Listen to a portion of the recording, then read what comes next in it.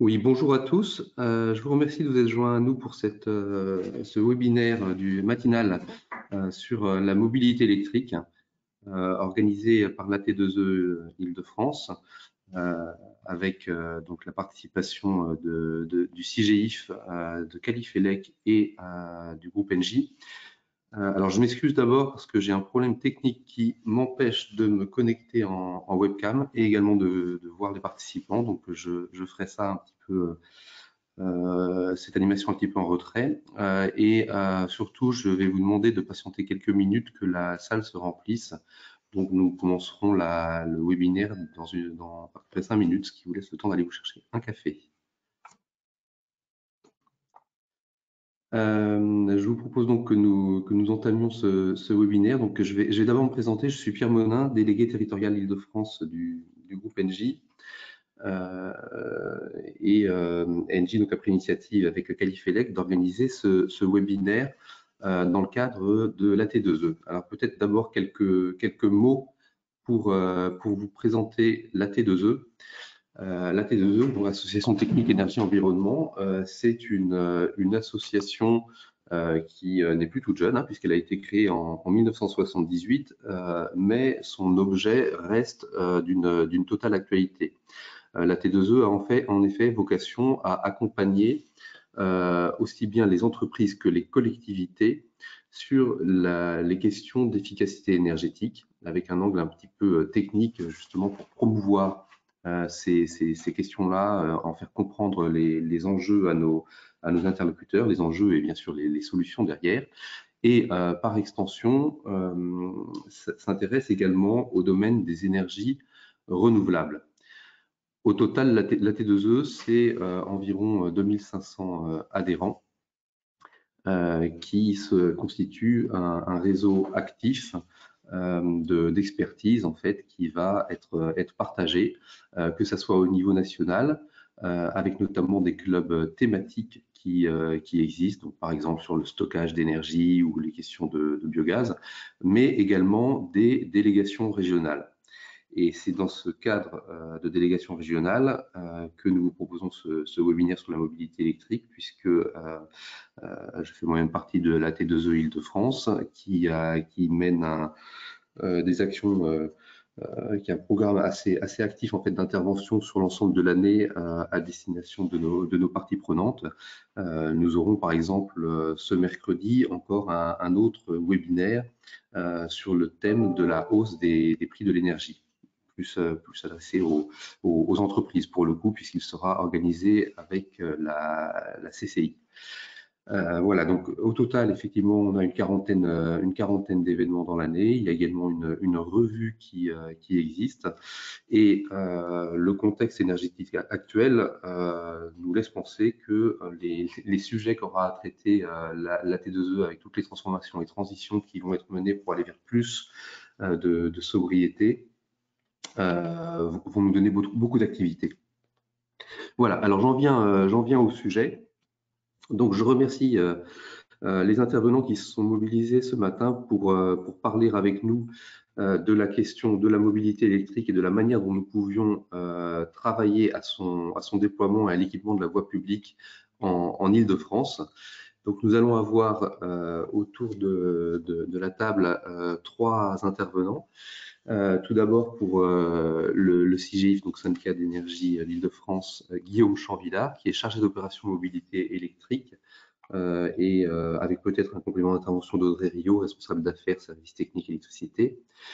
Nous aurons également une intervention côté Engie de Didier Liotto, qui est directeur mobilité électrique, et également Califelec avec Thierry Grosdillier, qui est son directeur technique. Et donc, il y aura une vision un petit peu plus technique sur la partie de raccordement à proprement parler.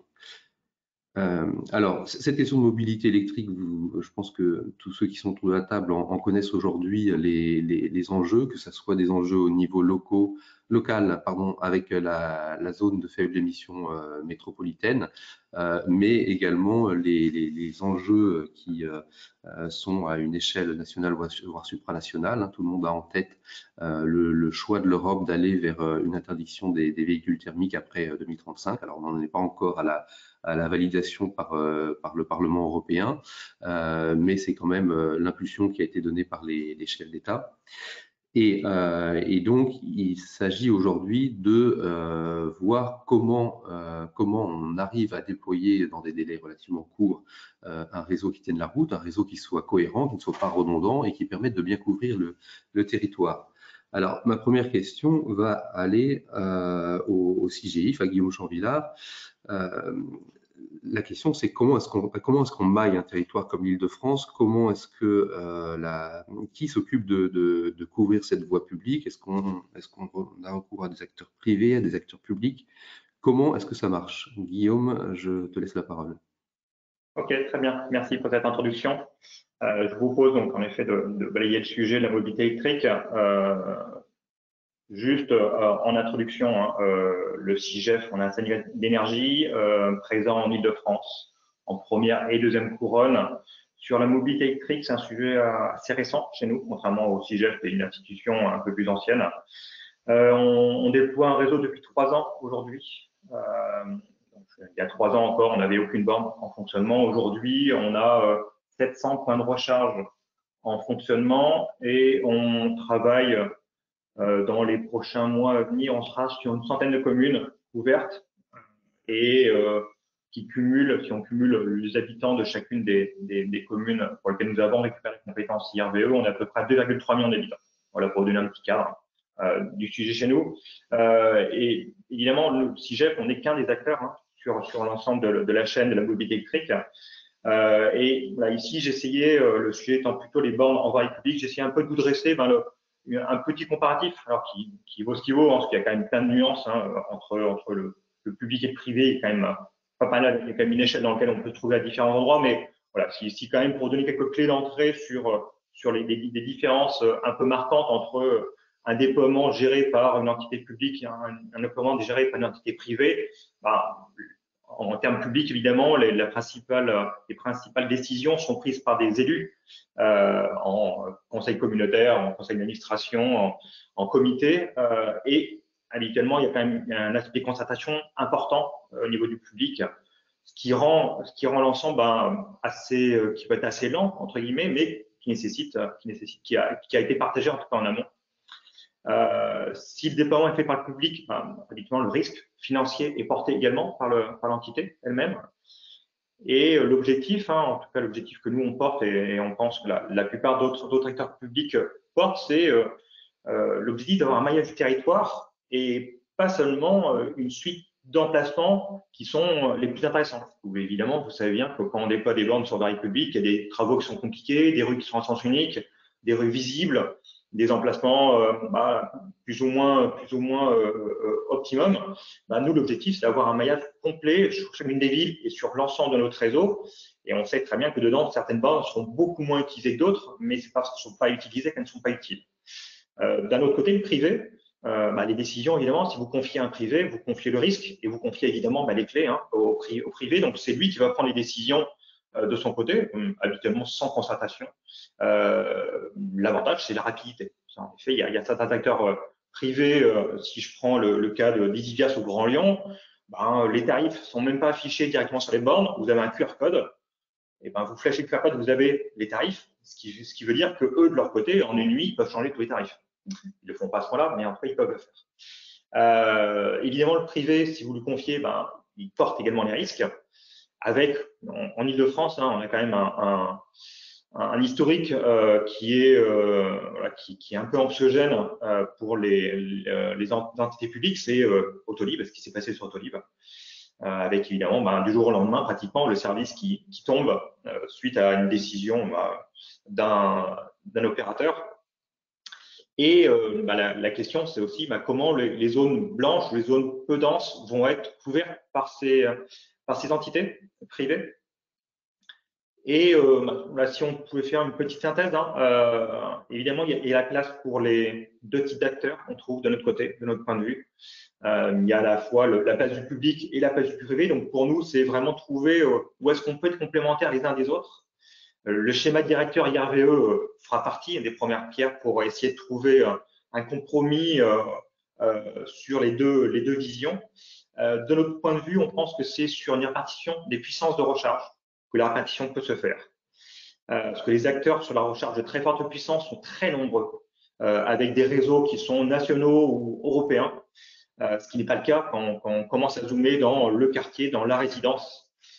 Ce qu'on met en avant également, c'est ne pas laisser au public que les zones qui ne sont pas rentables, parce que sinon on va confier entre guillemets les bénéfices, je mets quand même des guillemets là-dessus, mais en tout cas les forts usages uniquement privés et les très faibles usages uniquement publics, donc ce qui revient à dire qu'on fait porter le déficit chronique du système de recharge à une entité publique, et on ne pense pas que ce soit non plus l'objectif de ce compromis à avoir entre le public et le privé. Et on a un gros travail nous à faire. On a déjà amorcé le travail, qui ça fait partie de notre stratégie globale d'être intégré dans ce qu'on appelle l'expérience utilisateur, permettre aujourd'hui les gens qui ont un véhicule électrique qui sont assez à l'aise avec la technologie. Plus on va avancer dans le temps, moins les gens seront à l'aise et plus on va toucher monsieur et madame tout le monde. Et donc voilà, il y a cette notion d'expérience utilisateur qui se travaille, on trouve de notre côté principalement par l'interopérabilité directe qui permet de transférer de l'information et des services beaucoup plus simplement que lorsqu'on est un peu trop d'acteurs à graviter autour de ce monde. Je crois qu'il y a des questions. Alors, je ne sais pas si je les prends tout de suite. Je pense que je les prendrai après parce que là, si personne me coupe, les questions. Non, je vois juste une main levée. Mais bon, s'il n'y a pas de questions, n'hésitez pas plutôt à poser des questions. Je pense dans le module, ce qui permet d'avoir une trace. Voilà, c'est ça. Des questions. Deuxième point, c'est pour nous l'objectif quand on déploie un service de recharge. Donc, je vous dis, il y a 3 ans, on avait 0 bornes. Aujourd'hui, on a 700 points de recharge fonctionnels. Donc, on a un déploiement très fort. L'objectif pour nous, c'est de mettre en place un service adapté au lieu. Et on le met au bon endroit et au bon moment. Donc, il y a une notion évidemment géographique, une notion temporelle.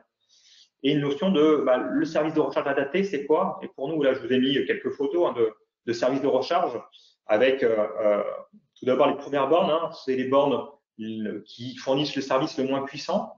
Donc là, on vise plutôt des zones dans lesquelles les gens restent stationnés longtemps. On parle de plusieurs heures, 2, 3, voire toute la nuit. Et donc là, c'est des bornes en courant alternatif de 7 ou 22 kW. La différence n'est pas phénoménale en termes de service aux usagers, parce que la plupart des gens sont limités à 7 kW. On observe que même sur nos bornes à 22 kW, je crois qu'on est à 70-80% de recharge qui se font au final à 7 kW, parce que les gens ont un convertisseur qui est limité à cette puissance-là. Mais quelques-uns prennent un peu plus de puissance. Donc, entre les bornes à 7 kW et 22, il y a quand même, pour certains, un petit service un peu différent. Mais donc là, pour vous donner quelques notions quand même de recharge et de consommation, les bornes à 7 kW ou 22, voilà, la plupart des gens, en fait, vont rester 2 heures pour récupérer 100 km d'autonomie. Donc, voilà, évidemment, si vous restez 10 minutes, vous n'avez pas un énorme intérêt à vous recharger. Si vous restez toute la nuit, c'est idéal pour nous, c'est très bien. Vous allez vous branchez avec peu de batterie. Le matin, vous aurez votre batterie chargée à 30% et vous pourrez partir du coup pendant plusieurs jours, faire vos trajets. Donc ça, c'est vraiment pour nous un socle très important. Aujourd'hui, je crois que c'est 50% de notre patrimoine, même plus, on est plutôt à 60%, qui est basé sur la recharge en courant alternatif. Donc vraiment la recharge de proximité. Le deuxième palier pour nous, c'est des zones sur lesquelles on a des temps de stationnement plus courts. On est autour d'1 heure, voire un petit peu moins. Et là, nous, donc là, on a plus de rotation.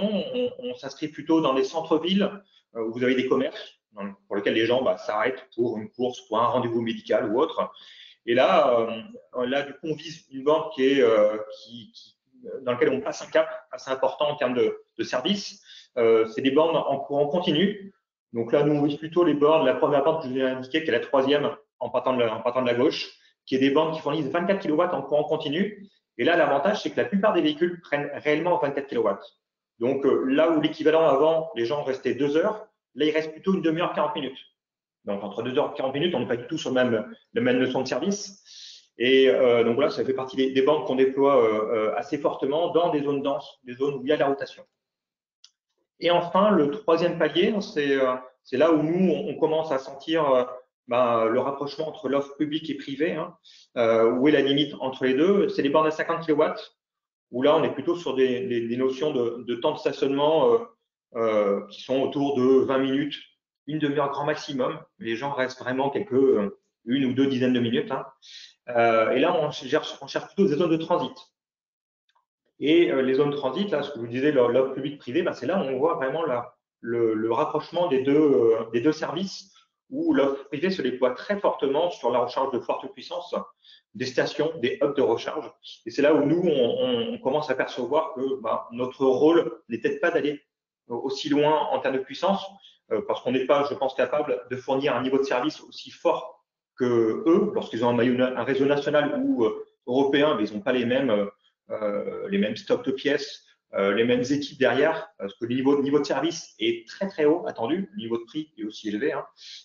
Mais voilà, là on s'arrête du coup à des réseaux, où vous avez même des réseaux qui ont des accords avec des constructeurs. Le réseau Unity, évidemment, est connu, le réseau Tesla, évidemment, très connu, et c'est des réseaux qui ont des accords particuliers pour que les vendeurs de voitures puissent fournir à leurs acheteurs le service associé de recharge de forte puissance.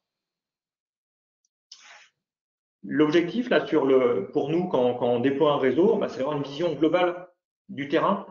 Donc, l'objectif, lorsqu'on se construit, nous, ce déploiement, c'est on réalise un schéma d'implantation. On l'appelle assez communément c'est un espace de constatation. L'objectif étant, par analyse cartographique, et puis après, on va sur le terrain, c'est de bien connaître le territoire, les projets actuels et les projets futurs. Évidemment, en Ile-de-France, comme dans d'autres secteurs, on est très dynamique dans l'évolution des résidentiels, du déploiement des entreprises. Donc, évidemment, il faut anticiper ce qui se passera dans les prochaines années. L'objectif de cette cartographie, c'est d'identifier l'ensemble des zones sur le territoire qui ont un intérêt pour la recharge de véhicules électriques et quels intérêts. Quelle recharge, quel service on y met, à quel moment et évidemment à quel endroit précisément. On va intégrer également toutes les notions d'opportunité et d'inconvénients. Parce qu'évidemment, la zone de recharge idéale existe pas. Voilà, grosso modo, il est rare qu'on casse toutes les cases pour un bon endroit pour la recharge véhicule électrique, mais voilà, on a toujours des compromis à avoir entre visibilité, espace et accès au réseau électrique, par exemple. Donc, on intègre dans chacune des zones ces contraintes-là, avec, je vous ai dit, du côté du territoire, les projets, leur vision, leur territoire et leurs souhaits également. Ils ont aussi parfois une très bonne vision des besoins en termes de recharge sur leur territoire. Nous, toutes les contraintes techniques, on parle pour les travaux, mais également l'exploitation, c'est loin d'être anodin. Il faut qu'on ait des bornes, je vous le disais, visibles, mais également protégées. L'accident de la route peut arriver assez vite, et une borne, c'est un équipement qui reste fragile, évidemment. Et on travaille très fortement, et ma collègue en parlera beaucoup mieux juste après, c'est Enedis.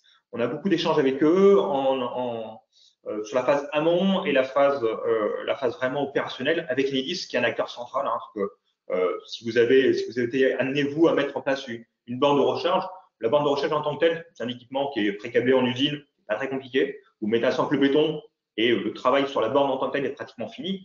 Le travail plus compliqué dans l'intégration, quand on met plusieurs bornes, une borne encore on y arrive, mais quand on en met comme nous quelques dizaines par mois, c'est vraiment le réseau, comment mettre le réseau au niveau de la borne, où est-ce qu'on va le trouver, le réseau, quel est le cheminement idéal du réseau et l'interaction entre les travaux sur le réseau et les travaux de pose de la borne. Voilà. Pour nous, ça c'est très important dans le déploiement pour qu'on ait un déploiement le plus efficient possible. Oui, donc sur l'aspect opérationnel, donc on a mis en place un groupement de commande avec Enedis, donc SIGEF et Enedis en partenariat, le but étant d'accélérer les procédures de mise en service. Parce qu'en fait, Enedis, c'est quand même une grande boutique, il y a énormément d'interlocuteurs et on se rend bien compte que les temps de procédure peuvent être bien allongés si on ne travaille pas avec un interlocuteur bien dédié. Donc, on a mis en place un groupement de commande. Le SIGEF est maître d'ouvrage pour la pose de la borne et Enedis est maître d'ouvrage pour le raccordement, la création du branchement. Ce groupement de commandes nous a permis d'avoir une seule et même entreprise pour les 2 maîtrises d'ouvrage. Ça nous a aussi permis d'avoir un interlocuteur dédié chez Enedis. On a un interlocuteur par plaque, un sur la plaque Est et un sur la plaque Ouest. Et on a mis en place des réunions de planning chaque semaine pour travailler au mieux et améliorer la procédure. Le groupement de commandes donc on a fait le choix également de mettre en place un marché de travaux, d'exploitation et de maintenance afin d'avoir également le même interlocuteur, la même entreprise. Donc, on travaille avec Isivia, qui est en charge des travaux, de l'exploitation et de la maintenance de nos bornes. Ensuite, pour la validation d'emplacement, on met en place des visites terrain avec les services techniques et les élus dans le cadre d'un schéma d'implantation.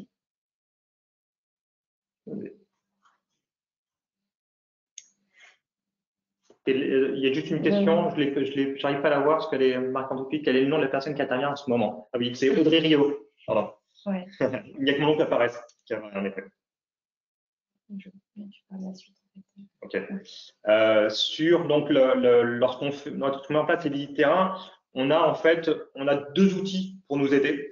On a un outil qui est un outil cartographique aujourd'hui, qui est vraiment très récent de la part d'Enedis, qui nous permet de voir les capacités du réseau lorsqu'on est sur place ou même en amont. En amont, on connaît la capacité du réseau avec toute une cartographie qui nous permet de naviguer dans toute la ville.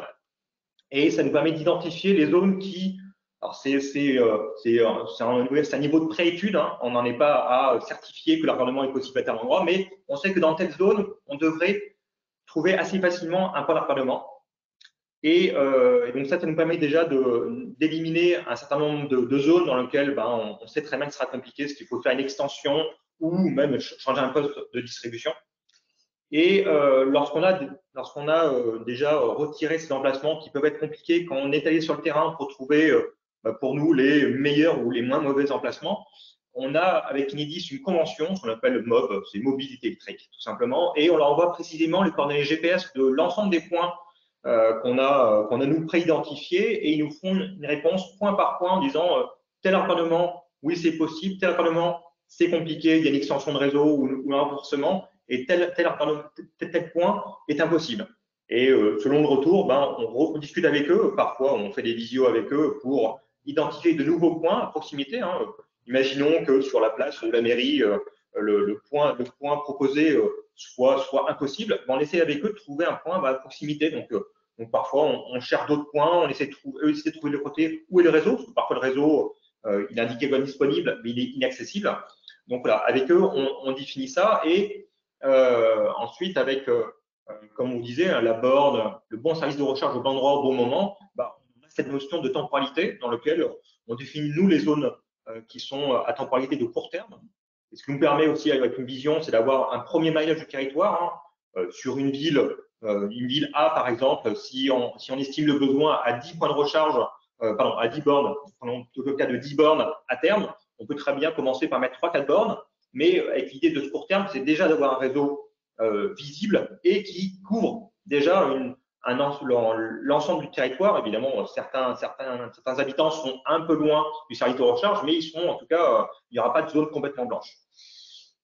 Et ensuite, l'aspect convention. Voilà. Donc, en fait, on a une préétude avec Enedis pour valider la faisabilité du branchement. Ensuite, on a une visite terrain. On essaye vraiment d'intégrer au plus vite les interlocuteurs locaux, donc les services techniques et ou les élus, pour donc faire la synthèse entre la faisabilité du raccordement et puis le terrain. Donc, ce qu'on regarde, c'est la largeur du trottoir, le trafic, la proximité avec des grands axes routiers, les commerces alentours et la visibilité de la future borne.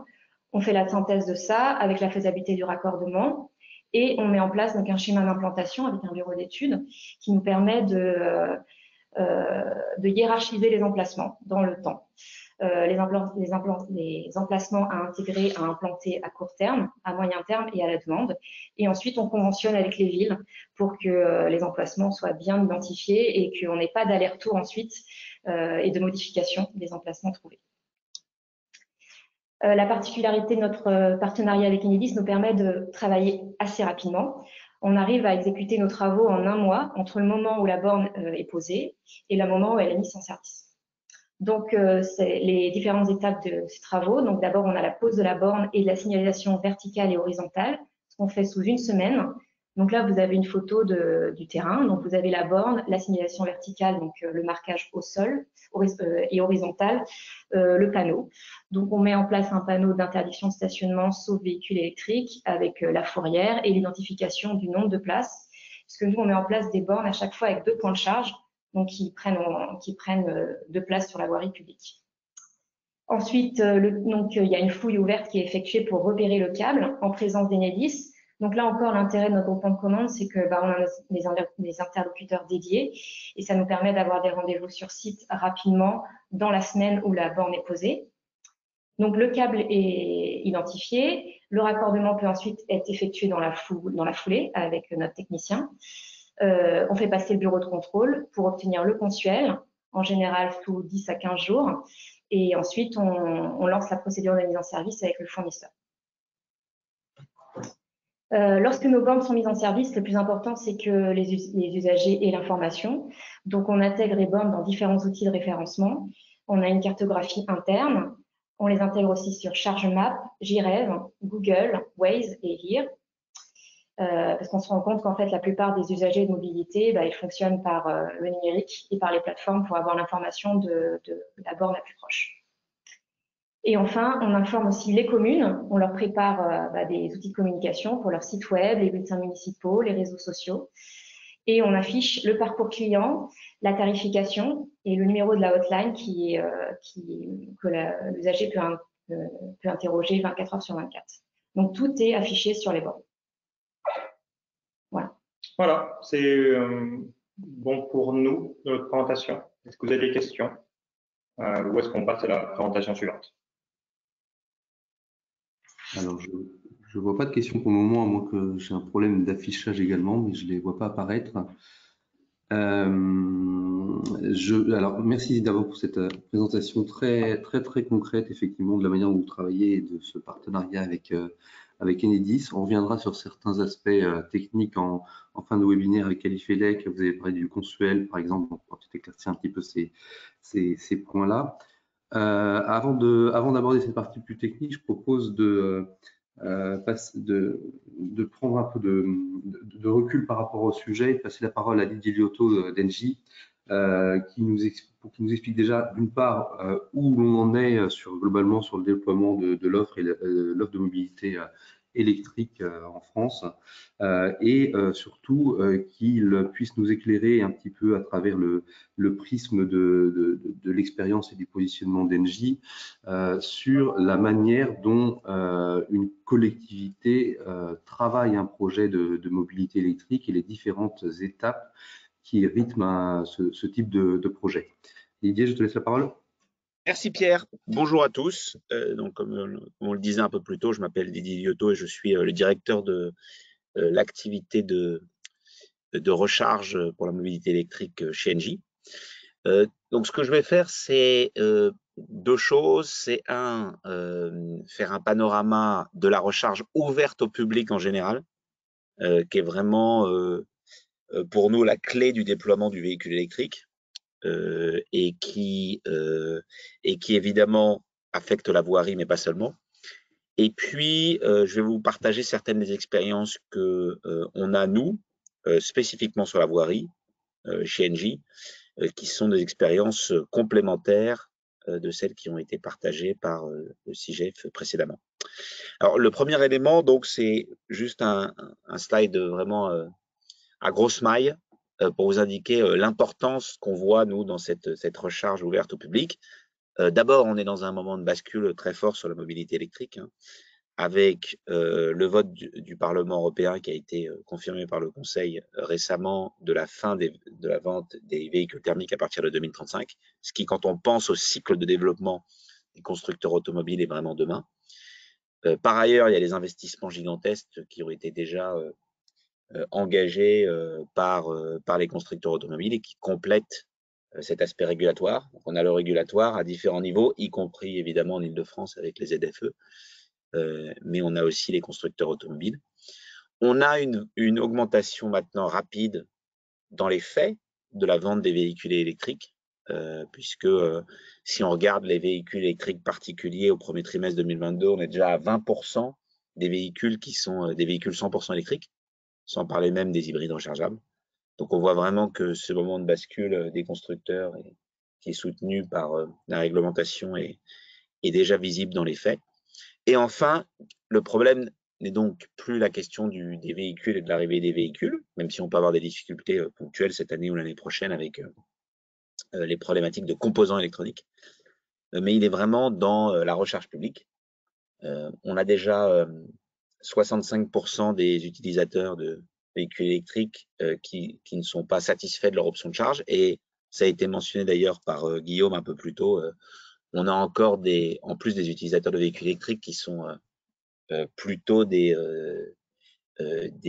gens qui ont adopté ces véhicules tôt et qui sont plutôt versés vers la technologie. À mesure que le véhicule électrique va se généraliser et qu'on va avoir des conducteurs qui vont rechercher des solutions encore plus simples, ce chiffre augmenterait naturellement si on ne résolvait pas cette question. Et vous savez qu'on a un objectif global en France de 100 000 bornes publiques, qui était un objectif à fin 2021. Or, il ne sera pas atteint probablement avant le premier trimestre 2023. Donc, on a plus d'1 an de retard sur cette recharge ouverte au public. Alors, quand on parle de recharge ouverte au public, on parle vraiment de 3 éléments. Le premier, c'est le domaine public, évidemment principalement la voirie, mais pas que, parce que ça peut être sur des parkings de bâtiments publics, avec une concentration sur les charges lentes et rapides, un peu sur la charge ultra rapide, j'en dirai un mot. Ça a été très bien décrit par les collègues du CGIF juste avant. On a la recharge à destination, donc ça c'est sur foncier privé très majoritairement. Il faut penser principalement grande distribution et centres commerciaux. Deuxièmement, l'hôtellerie, c'est aussi évidemment une recharge ouverte au public, qui peut être pour les clients de l'hôtel au sens de ceux qui évidemment prennent des nuitées, mais qui peut, en fonction de l'emplacement de l'hôtel, être aussi plus largement utilisé.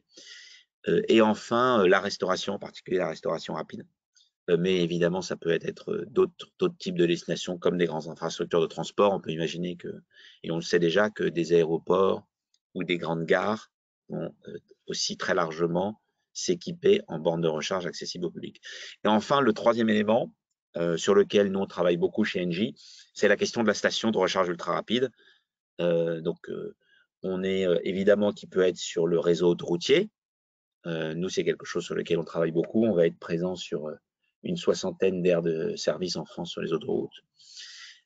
Ça peut être aussi sur les axes nationaux et enfin en ville, puisqu'il y a un besoin qui va être très fort pour les flottes d'entreprises en général, mais en particulier les flottes à très haute intensité d'usage, que sont les taxis et les VTC. Donc cette question de la recharge ultra rapide en station, elle n'est pas limitée qu'aux axes nationaux et autoroutiers, elle va aussi se poser en ville et en particulier avec un usage d'anciennes stations-service classiques qui vont être probablement transformées, mais aussi par exemple des parkings souterrains. Nous, on travaille en particulier avec Indigo pour implanter donc c'est 65 parkings en France, mais une trentaine de parkings en Île-de-France, avec des stations ultra rapides, justement pour ce besoin. Je fais un lien, vous voyez cette petite flèche entre domaine public et station, parce que de plus en plus, on a des dialogues avec des métropoles ou des villes qui, en plus de leur réseau sur voirie, se posent la question d'utiliser une partie de leur foncier, évidemment beaucoup plus limité en termes de foncier, mais beaucoup plus exigeant en termes de qualité de service, comme ça a été dit aussi par Guillaume, sur certains de leurs fonciers. Donc, on a une discussion aussi en domaine public pour implanter des stations. Alors, évidemment, toute cette recharge ouverte au public, elle est essentielle pour la généralisation du véhicule électrique, comme je le disais avant, mais la majeure partie des recharges se fait toujours en foncier privé, hein, et en domaine privé, avec selon les études, entre 70 et 85% des recharges qui vont rester en domaine privé, maisons individuelles, copropriétés, bureaux. Et enfin aussi, la recharge privée, elle affecte en bonne partie la mobilité lourde. Nous, on travaille sur ces sujets-là de dépôt de bus, de poids lourds. Le poids lourd à batterie, qui est rechargé par les bornes, va être une partie importante de l'équation jusqu'à un certain tonnage. Après, on est vraiment dans le monde de demain de l'hydrogène.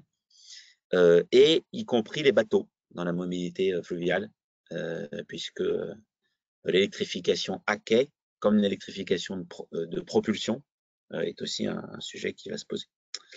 Alors nous, rapidement, vous dire que notre position en TAC-NJ, c'est d'avoir une vue globale du déploiement des infrastructures de recharge pour véhicules électriques, avec beaucoup de points communs sur l'approche avec ce qu'a présenté le CGIF plus tôt, et vraiment pour souligner le point en bas à gauche de ce slide sur le financement, avec un aspect financement très fort. Donc nous, tout ce qui est la recharge ouverte au public, très majoritairement, nous sommes dans des sujets dans lesquels on a une forme de concession, que ce soit une concession privée ou évidemment une délégation de service ou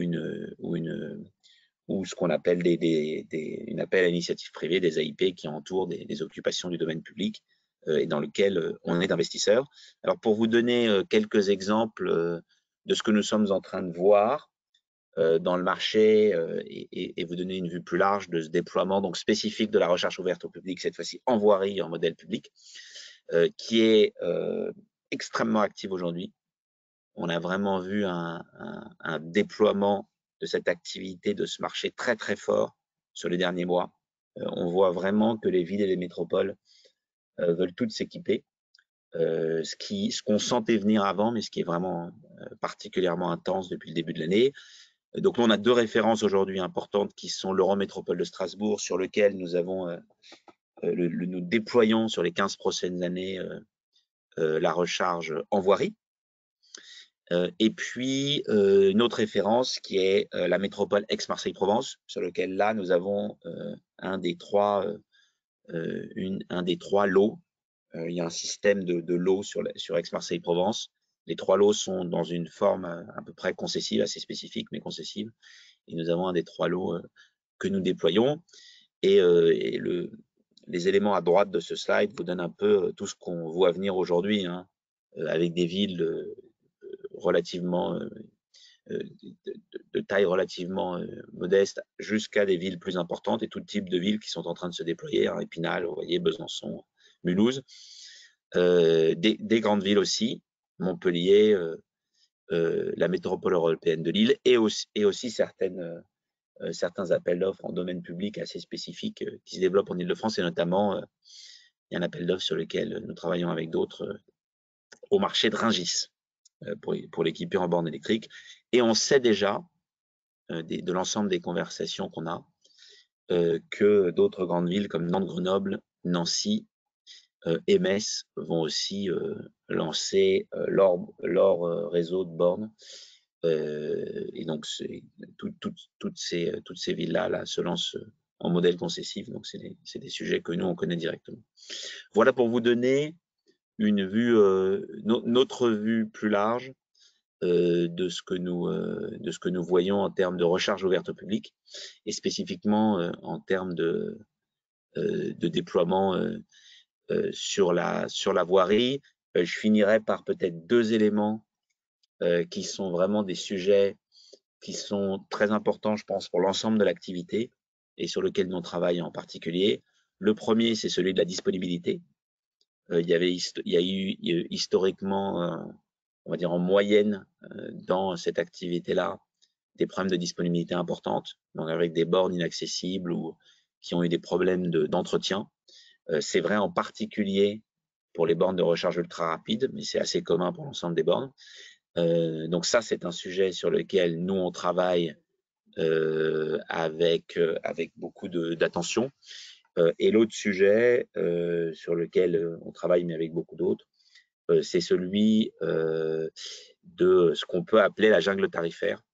Donc, il y a vraiment une complexité particulière dans le monde de la recharge électrique parce qu'il y a à la fois le tarif qui est proposé par l'opérateur du réseau, la personne qui est vraiment en charge du déploiement et ensuite de l'exploitation d'un réseau, et puis l'utilisateur du véhicule électrique qui peut arriver avec une carte de mobilité et avec des cartes de mobilité très différentes, cartes de mobilité qui elles-mêmes ont un certain tarif.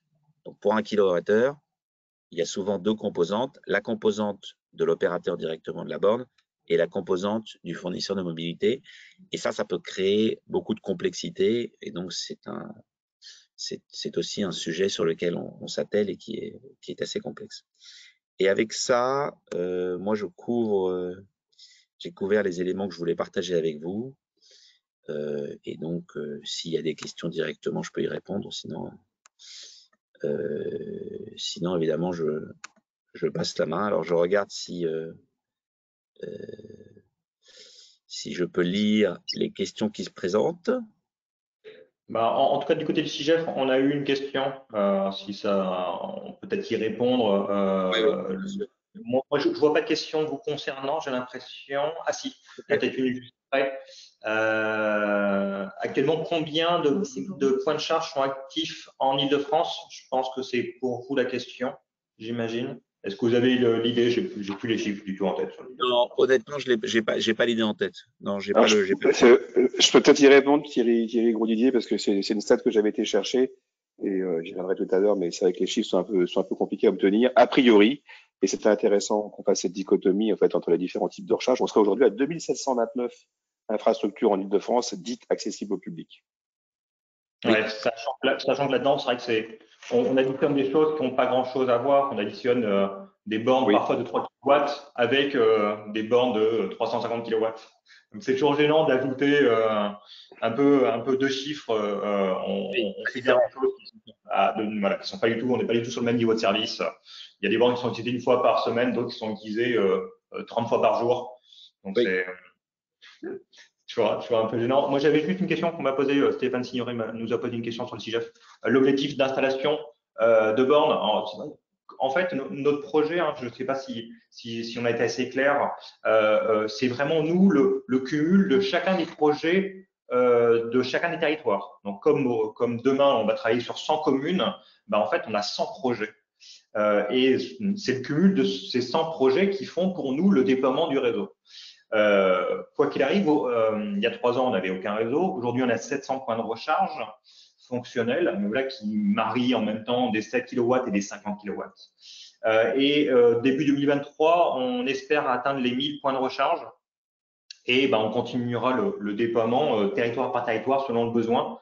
En tout cas, les besoins, en 3 ans, on a vu quand même un vrai changement de la part de chacune des communes, où certaines communes étaient dans le projet pour un peu en termes d'image, ou en tout cas, il n'y allait pas avec une envie folle. Là, 3 ans après, on s'aperçoit, le confinement, les différentes décisions des instances européennes ou françaises ont également œuvré à ça. On sent une appétence beaucoup plus forte de la part de chacune des communes, même les plus petites, à avoir au moins une offre de recharge parce qu'ils ont des administrés, parce qu'ils ont eux-mêmes envie de changer de véhicule. Voilà. En tout cas, on a vraiment vu le changement assez fort en 3 ans sur la mobilité électrique. Merci pour ces compléments. Ah, je vois une autre question qui apparaît.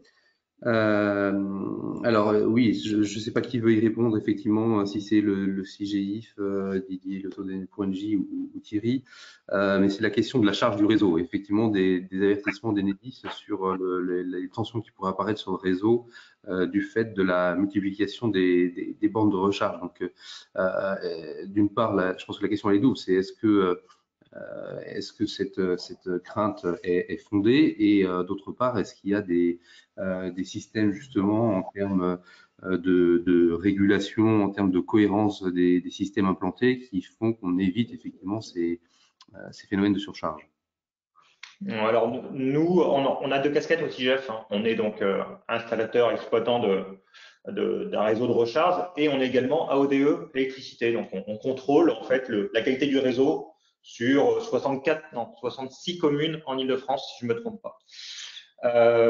Et donc on a cette double casquette, et en effet, c'est aussi une crainte qu'on a sur la qualité de service, hein, le taux de déconnexion, le taux de coupure, le taux de les chutes de tension. Donc en effet, hein, c'est aussi hein, l'une des raisons pour lesquelles on axe plutôt le déploiement sur la recharge de faible puissance, qui a évidemment beaucoup moins d'impact quand on se raccorde à 36 kW que lorsqu'on raccorde à 400 kW comme les stations de recharge rapide, puis parfois même ça monte au-delà.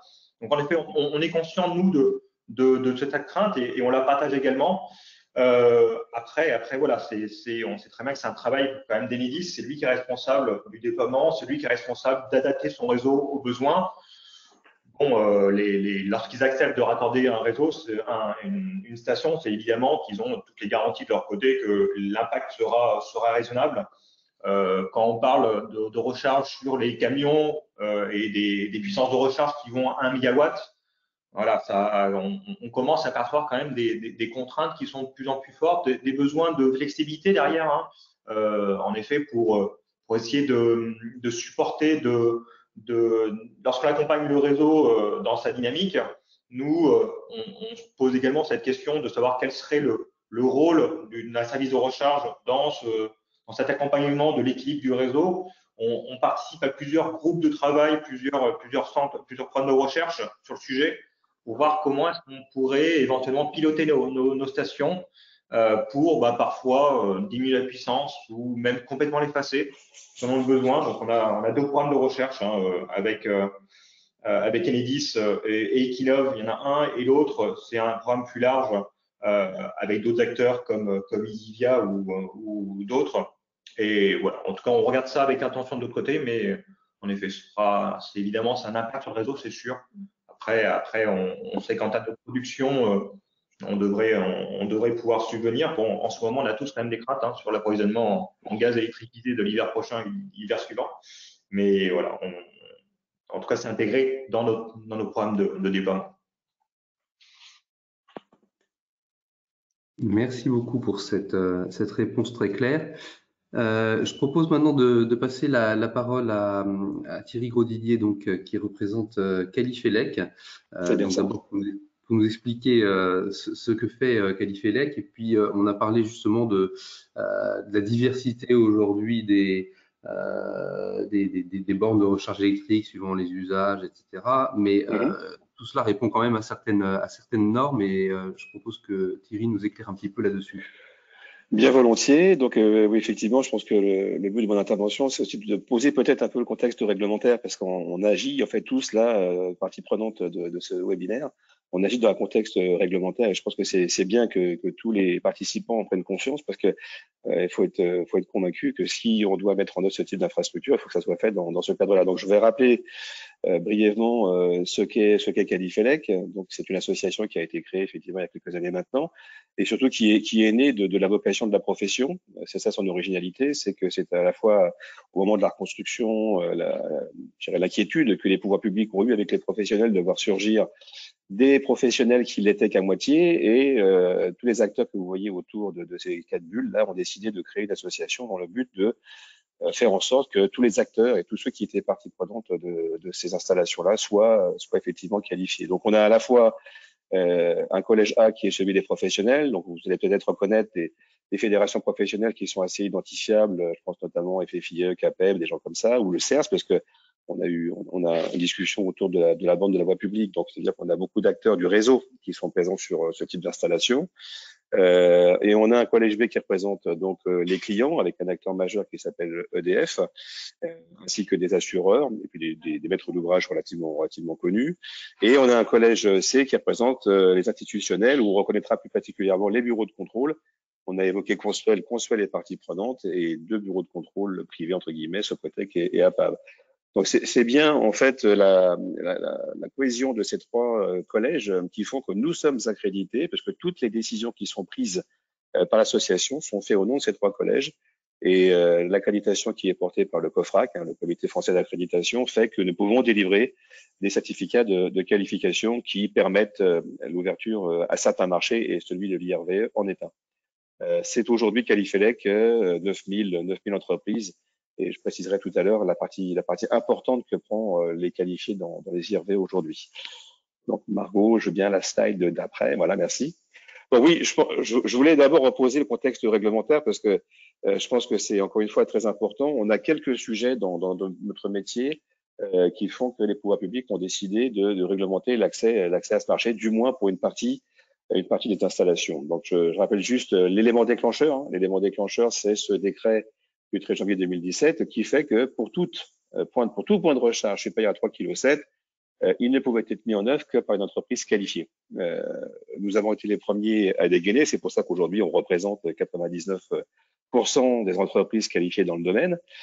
Donc dès le départ, les pouvoirs publics ont souhaité que, et c'était plutôt une bonne chose, que les infrastructures ne soient pas développées par des gens qui n'étaient pas forcément sachants, mais passent par une reconnaissance professionnelle et qui était d'abord une reconnaissance d'électricien. C'est un élément important. C'est que l'infrastructure, c'est bien un métier d'électricien et que tout le monde ne s'improvise pas électricien. On a voulu renforcer, enfin les pouvoirs publics ont voulu renforcer ce décret du 13 janvier 2017 par un autre décret, puis un arrêté, puisque le décret lui est sorti en mai 2021, mais les arrêtés d'application sont sortis qu'en octobre. Et on a justement voulu appuyer plus d'ailleurs que sur l'installation qui était déjà relativement compartimentée et assez bien définie dans les premiers textes de loi de janvier 2017. On a voulu mettre l'accent sur la partie études de conception et notamment maintenance. C'est quand même deux mots magiques que j'ai entendu évoqués par à la fois Guillaume et à la fois par Didier. Je pense que s'il y a un sujet qu'on doit bien retenir aujourd'hui, c'est la partie maintenance, la partie études et le corollaire qui est la partie disponibilité. Les études sont nécessaires sur des infrastructures qui sont sur la voie publique. Elles le sont aussi d'ailleurs sur le reste, bien souvent.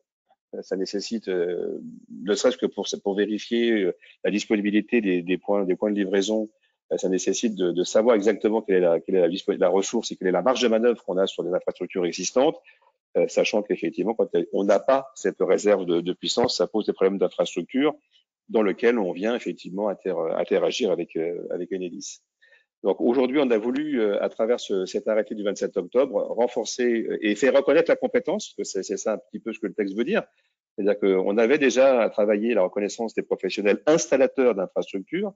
À travers ce deuxième texte de loi d'octobre, on a voulu aussi reconnaître les professionnels susceptibles de faire des études et de la maintenance. Et c'est pas forcément les mêmes, parce que le volet études peut être fait par la maîtrise d'œuvre extérieure, des bureaux d'études, mais ça peut aussi être fait par l'entreprise. Encore faut-il qu'elle puisse prouver qu'elle a les moyens et les compétences pour pouvoir être justement l'interlocuteur d'Enedis quand il s'agit de créer des infrastructures. Et puis la maintenance, parce que j'entends trop dire que, en gros, la maintenance, l'infrastructure, elle roule toute seule et que c'est juste une boîte plug and play. Non, oui, bien sûr que c'est un équipement qui est pré-équipé, pré-câblé, mais ce qui se passe derrière est un élément important sur la partie de la maintenance électrique et derrière la partie disponibilité. Je veux bien le slide d'après. Donc on a décidé en fait puisque ça a été un peu quelque part la mission que les pouvoirs publics ont assignée à Qualifelec, c'était de créer un référentiel de qualification qui permette de reconnaître cette compétence des infrastructures. Donc en fait on s'est appuyé bêtement, ou je veux dire sur la façon dont le texte de loi a été écrit. On a des indices de qualification qui reprennent les indices de puissance. Donc, on a un indice de puissance qui concerne toutes les bornes. Alors, c'est peut-être pas vraiment le cas aujourd'hui, qui concerne toutes les bornes de recharge de 36 kg en courant alternatif. Donc, on est plutôt là sur le domaine privé, peut-être la copro, voire à la limite dans les bureaux. On a un deuxième indice qui est à plus de 36 aussi en alternatif, ce qui fait que là, peut-être on peut commencer à toucher du doigt la copro, c'est sûr, mais peut-être un petit peu au-delà, notamment des parkings extérieurs. Et on a un troisième indice, qui est celui plutôt du courant continu, où on est effectivement là sur de la charge rapide, qui est certainement plus l'objet aujourd'hui. On a voulu, de façon transversale par rapport à ces indices de puissance, créer un indice de maintenance, ayant la conviction que demain, on aura certainement des gens qui vont se spécialiser dans la maintenance et qui seront peut-être installateurs, mais qui seront surtout mainteneurs. Donc forcément que nous, on encourage beaucoup cette notion de maintenance. D'ailleurs, faut pas s'y tromper, dans les programmes de financement à devenir, la notion de maintenance est devenue maintenant un prérequis. Donc ça veut dire qu'il est assez difficile de faire des dossiers à devenir sans associer l'aspect maintenance à l'aspect puissance, à l'aspect installation. Donc ça c'est reconnu à travers ces indices de qualification. Alors après, on a ce qu'on appelle des mentions, qui sont facultatives, optionnelles, appelons ça comme on veut, qui consistent à être un complément de reconnaissance professionnelle par rapport à ce socle que constituent les indices. Les études, on vient d'en parler. Un élément important qui sont les colonnes horizontales. Donc là, on n'est pas tout à fait sur la voie publique, mais on sera typiquement sur la partie copropriété. Et ces colonnes horizontales, c'est un élément aussi d'interface avec Enedis. Alors, j'ai entendu avec plaisir que c'était bien. Je pense que le partenariat qui a été tissé entre Enedis et le SAGIF, c'est important parce que si on arrive à un mois, c'est un exploit parce que quand on est dans la copro, on est plutôt à un an. Alors, les contraintes sont certainement un peu plus compliquées, mais je pense que c'est bien qu'on ait ce type de partenariat dans lequel ça permet de faire des coups d'accélérateur dans la mesure où il y a quand même une appétence importante du grand public sur le sujet et qu'il faut pouvoir le satisfaire. La troisième mention, c'est le pilotage. Donc le pilotage, ça veut dire disponibilité, c'est-à-dire qu'on sait pertinemment qu'il y a plein d'endroits sur lesquels il ne sera pas possible de donner 100% des besoins à l'instant T. Donc ça veut dire qu'il va falloir s'organiser un petit peu et que chacun soit aussi un petit peu responsable de la charge qui vient solliciter. Et c'est bien le pilotage qui permettra ce type de performance et de ne pas entendre, comme on peut l'écouter souvent, qu'il faudra 4 tranches de nucléaire pour pouvoir satisfaire le besoin. C'est une hérésie. Il y a ce qu'il faut sur le réseau. Le réseau est suffisamment dimensionné. S'il marche à 100%, il est suffisamment dimensionné. Et c'est bien le pilotage de la charge qui fera qu'on réussira à mener à bien ce type de projet. Un élément qui vous intéresse forcément un peu moins que la partie classification, c'est-à-dire qu'on met en place une classification par rapport aux effectifs dédiés à l'activité de l'entreprise, c'est-à-dire qu'un particulier qui a besoin d'un artisan pour faire une borne au fond du garage, c'est pas le même besoin que vous qui devez appeler des gros opérateurs et qui ont des capacités d'installation, des capacités de mettre en place beaucoup d'équipes en fait à l'instant T. Donc on sait pour un maître d'ouvrage, c'est important de savoir dans quelle taille d'entreprise il doit aller faire son marché pour être certain qu'il a bien en force la puissance et les ressources pour mener à bien son opération. Je veux bien le slide d'après. Donc voilà, ça rappelle en fait ici comment c'est structuré. Donc c'est aussi, je pense, un élément important par rapport à la maîtrise d'ouvrage utilisatrice de la qualification, c'est d'avoir toujours en mémoire qu'il faut toujours aller chercher la bonne entreprise dans le bon marché et dans la bonne localisation. Je pense qu'il y a aussi quelque chose qui ressemble un petit peu à la territorialité, même si l'Île-de-France est assez particulière par rapport à ça. Donc on rappelle sur cette slide-là, on rappelle un petit peu les éléments qui permettent à un maître d'ouvrage de se positionner plus qu'à une entreprise finalement qui elle sait en gros dans quel univers elle veut se positionner, mais c'est bien le certificat de qualification qui fera état de ces différents indices et mentions qui va permettre d'éclairer le maître d'ouvrage sur le choix de son entreprise. Je veux bien le slide d'après. Ah voilà, ça c'est, je pense, l'élément, si on doit en garder un, qui pourrait rester celui-là, et ce qui va permettre de rebondir sur les statistiques, parce que c'est vrai que ça a été dit, je vais le redire aussi, et ça, je pense que c'est aussi un frein. C'est quand même compliqué de récupérer de la data au niveau national. Nous, on travaille en étroite collaboration avec l'AVER, qui est en fait une espèce de fédération de l'électromobilité. Donc, on a des échanges extrêmement nourris avec eux, mais même eux n'ont pas forcément l'intégralité des informations. Oui, c'est vrai, ça a été dit que l'objectif de 100 000 bornes en 2021, clairement, il n'y est pas. Aujourd'hui, je pense qu'on peut s'accorder sur le fait de dire qu'on a environ à 62 000 infrastructures. C'était important dans une des slides qui a été présentée par Didier de bien faire en fait ce focus sur les 3 univers de ce qu'on appelle la recharge ouverte au public. Je pense que c'est on confond des choses et on a tendance à se faire plaisir avec des éléments statistiques, ce qui permet d'arriver à ce chiffre de 62 000. Mais il faut le lire en creux parce que dans ces 62 000, en fait, on entend que c'est plutôt 20 000 infrastructures qui seraient réellement sur le domaine public. Et c'est par rapport à ces 20 000 que j'abondis tout à l'heure, en indiquant que si on en croit le recoupement de chiffres qu'on peut aller chercher à droite à gauche, on serait environ à 2800 aujourd'hui en Île-de-France. Donc c'est-à-dire qu'il y a encore beaucoup de boulot sur le sujet. Cette cartographie, en fait, quand je vous disais qu'on était 9000 entreprises qualifiées aujourd'hui à Qualifelec, on est quasiment à 3500 rien que sur l'IRB. Pour vous dire, et ça fait jamais que, vous l'avez vu, que 4 ans ou 5 ans qu'on est sur le sujet. Donc, ça veut dire qu'il il y a un phénomène d'accélération, mais si on fait juste une règle 2-3 et qu'on se dit, même si c'est vrai qu'il ne faut pas confondre la pose d'une borne de 3,7 kg ou de 7,4 kg avec des bornes sur la voie publique, il n'empêche pas moins que ça donne un petit peu le scope et un petit peu la préoccupation que tout le monde doit avoir présent à l'esprit du plan de déploiement. Si on a réussi à en faire 62 000 avec environ 3500 acteurs, imaginez-vous ce qu'il faut pour arriver à faire 100 000, sans compter les objectifs qu'on a à l'horizon 2035 qui se chiffrent plutôt en millions.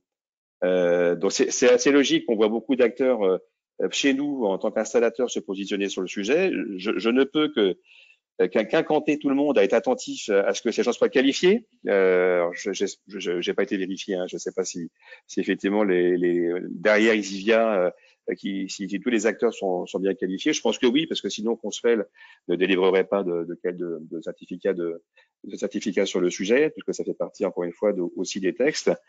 Donc c'est important qu'on ait des acteurs qui se présentent. Nous, on a un rôle qui est celui régulateur. Oui, je pense que c'est le bon mot, parce qu'on n'est pas là pour freiner, mais on est là aussi pour réguler et pour être certain que quand on délivre un certificat qui reconnaît la compétence sur les IRBE, on est bien un installateur électricien patenté et que ça soit pour faire de la bande de recharge chez le particulier ou de la bande de recharge sur la voie publique, c'est de la compétence et c'est le certificat qui permet de la reconnaître. Donc cette cartographie est dynamique, donc c'est aussi un outil qui permet à la fois aux entreprises de savoir en gros si elles ont une vocation à se positionner quelque part. On voit quand même qu'il y a même si on grossissait, on voit quand même qu'il y a une grosse densité sur l'Île-de-France, ce qui est assez logique, mais il y a une grosse disparité aussi territoriale et la ruralité n'est pas servie comme le tissu urbain.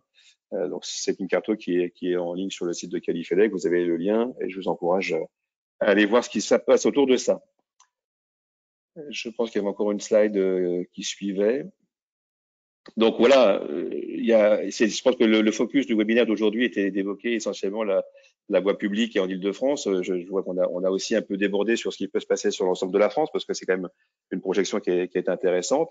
Après, il faut voir les enjeux. C'est vrai que aujourd'hui, tout ce qui est individuel ne pose pas de soucis. Je pense que ça, c'est à peu près servi. Alors, je parle en logement. Le collectif, on a la contrainte. On a la contrainte en fait de la réserve de puissance sur le point de livraison et là typiquement les solutions techniques selon où se trouve sont un petit peu, les motivations sont un petit peu différentes, mais on a une interface avec Enedis sur la colonne horizontale qui est un très gros enjeu. Et puis on a aussi la partie effectivement, je pense qu'il peut pallier parce que soit les gens seront raccordés plutôt chez eux, soit ils seront raccordés en entreprise. Et après, ça va se passer sur le parking du supermarché ou ça se passera sur la voie publique quand on n'a pas d'autre solution. Donc c'est bien toutes les solutions qu'on décrit ici, plus celle de la voie publique. Et c'est bien le maillage de l'ensemble des solutions qui permettra de réussir le sujet. Et puis les habitudes de consommation qui seront certainement aussi à revoir et d'éviter de voir des gens se précipiter à la pompe dès qu'on parle que le diesel va venir à manquer. Ben non, il faudra être responsable de sa charge. Et le fait de savoir qu'on peut se recharger chez soi, soit en individuel, en collectif, au bureau et sur la voie publique, tout ça doit aussi permettre que chacun soit responsable de ce qu'on sait, notamment sur l'Île-de-France. J'ai pas en tête le chiffre, mais le déplacement moyen, il est ridicule. Il est ridicule. Donc, sauf catastrophe, il n'y a pas besoin d'avoir l'intégralité de la réserve de puissance dans la voiture au quotidien. Je ne sais pas s'il y avait encore une dernière slide ou pas. C'était la dernière. Donc voilà. Ce que je souhaitais qu'il puisse être dit, encore une fois, je pense que pour moi, si je dois passer un message, c'est surtout, puisqu'il y a une contrainte réglementaire et je pense que c'est important de la connaître, c'est celle que toutes les entreprises qui interviennent sur des infrastructures au-dessus de 3,7 kg doivent être qualifiées et c'est un élément qui doit aussi permettre au consommateur final d'être un peu rassuré sur le sujet. Voilà, c'est tout pour moi. Et s'il y a des questions, je ne les vois pas. S'il y en avait, je pourrais me les souffler. Merci beaucoup. Alors, il y a une question sur le décret sur les colonnes horizontales. Alors, les colonnes horizontales, c'est un petit peu différent, en fait, parce que c'est pas vraiment une notion de décret. C'est-à-dire que depuis la loi Elan, avant la loi Elan, c'était Enedis qui portait l'agrément qui permettait à une entreprise d'aller faire de la colonne montante. En fait, depuis la loi Elan, en fait, estimant qu'Enedis était à la fois jugé partie, Enedis a dû renoncer à cette reconnaissance professionnelle et a demandé à Qualifelec de porter la reconnaissance technique de la colonne montante. Et par capillarité, et pour éviter de complexifier le sujet, en fait, on a fait un copier-coller de l'exigence colonne horizontale, colonne montante, ce qui fait que pour prétendre effectivement à faire une colonne horizontale, Enedis va demander à l'entreprise d'être qualifiée et reconnue dans la compétence en colonne horizontale intégrée au sein de la qualification IRVE.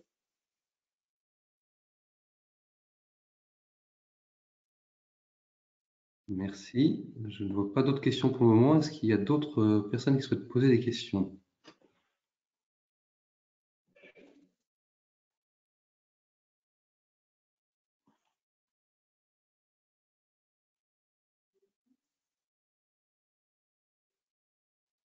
Apparemment non. Donc, il me reste juste à remercier nos différents intervenants qui nous ont permis d'avoir effectivement un panorama assez complet, je pense, à destination de nos collectivités et de leurs services techniques pour comprendre un petit peu les enjeux, la manière de mener les projets, les points d'attention effectivement techniques liés au déploiement de ces bornes électriques. Nous pouvons, bien sûr, la T2E Île-de-France reste à votre disposition, ainsi que les intervenants, pour poursuivre les échanges en dehors de ce webinaire. Donc, n'hésitez pas à nous contacter si vous souhaitez aborder plus en détail certains des points qui ont été évoqués ici. Nous vous donnons donc rendez-vous pour un prochain webinaire, alors qui est plus à destination des entreprises, mais n'hésitez pas à diffuser auprès des entreprises de vos qui occupent vos collectivités un webinaire qui portera sur la hausse des prix de l'énergie. Donc c'est un sujet qui a déjà été abordé avec les collectivités en tant que telles parce qu'elles ont leurs problématiques spécifiques. Ici, on sera sur un webinaire qui concerne plus spécifiquement l'impact pour les entreprises et la manière dont elles peuvent essayer d'y répondre. C'est un webinaire qui sera co-organisé avec la Chambre de commerce et d'industrie de l'Île-de-France et qui aura lieu ce mercredi à 9 h. Merci encore à tous et je vous souhaite une très bonne journée. Merci. Merci à tous. Bonne journée.